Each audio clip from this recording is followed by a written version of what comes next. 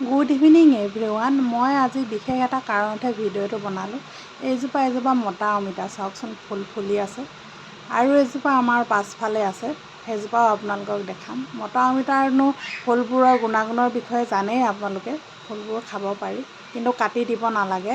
এয়া চাওক, থোপা থোপে লাগি আছে এইজোপাত মতা অমিতা। এয়া এইজোপা গছজোপা আমাৰ পাছফালে থকা থোপা থোপে কেনেকৈ অমিতা লাগি আছে চাওক। এইজোপা টিঙৰ ওপৰতো লাগি আছে। এইজোপা আমাৰ ভোট জলকীয়া ছেকেণ্ড টিপ লাগিছে, আৰু এই টিপৰ পিছত নালাগিবই চাগে। তাৰ লগতে আৰু এজোপা লাগি আছে পিটকা পিটকি, আৰু এজোপা আছে তাত আকৌ জলকীয়াই নালাগিলে, মাত্ৰ দুটি লাগিছে নহয়।